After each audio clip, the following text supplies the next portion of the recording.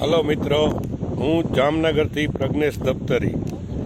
હાલ સ્માર્ટ મીટરને લઈને ઘણી બધી ચર્ચાઓ અને ઘણા મુદ્દાઓ ચાલી રહ્યા છે. સ્માર્ટ મીટરને લગતા કે બિલ વધારે આવે છે, એવરેજ નથી આવતું, 10 દિવસના 2000 રૂપિયા જેવા યુનિટ બળી જાય છે. તો આ બધા મુદ્દાને લઈને પહેલી વાત તો એ કે બને ત્યાં સુધી સ્માર્ટ મીટરનો તમારે વિરોધ જ કરવો જોઈએ.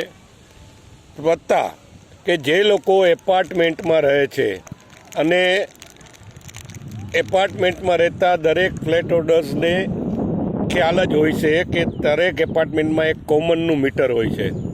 તો માની લ્યો કે આપણે કદાચ એમ કહીએ કે આપણે જીઈબીનો વિરોધ નથી કરવો અને સ્માર્ટ મીટર લગાડવા દેવા છે, તો જ્યારે તમારા એપાર્ટમેન્ટમાં સ્માર્ટ મીટર કે જીઈબીવાળા આવે અને સ્માર્ટ મીટર લગાવવાની વાત કરે તો એ લોકોને પહેલાં એમ કહો કે પહેલાં અમારા એપાર્ટમેન્ટમાં 3 મહિના માટે તમારું સ્માર્ટ મીટર અમારા કોમન મીટર સાથે જોઈન કરી અને લગાડો, અને અમે 3 મહિના સુધી કમ્પેર કરીને જોઈશું કેટલું બિલ અને કેટલા યુનિટ બાળે છે, બેઉમાં સરખા બળતા હશે તો જ અમે આગળ આ એપાર્ટમેન્ટમાં દરેક કસ્ટમરને સ્માર્ટ મીટર લગાડવા માટેની મંજૂરી આપશે આપને.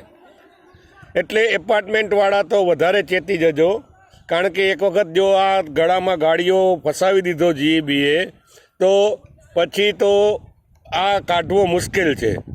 એના કરતાં હંમેશા માટે કહેવત છે આપણે ગુજરાતીમાં કે પાણી આવે એ પહેલાં પાળ બાંધવી જરૂરી છે.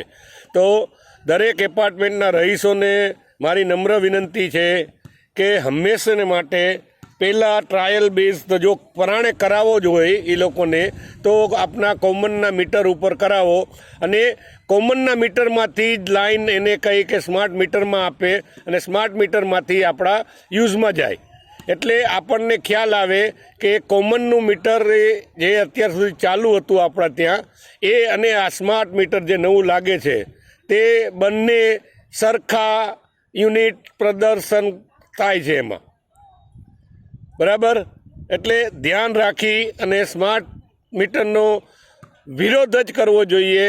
છતાંય જો વિરોધ ન થઈ શકે તો આટલી તો આપણે એ લોકોને કહી શકીએ છીએ કે ભાઈ પહેલાં ટ્રાયલ બેઝિસ ઉપર 1 મીટર લગાડો કોમનનું.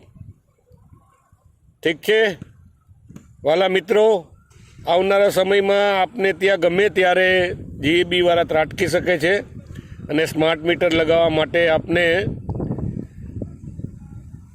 કોઈ જાતની રિક્વેસ્ટ કે ફરિયાદ નહીં કરે, આવીને સીધી ધમકી આપશે કે નહીં લગાડવા દો તો તમને 10,000 રૂપિયાની પેનલ્ટી થશે.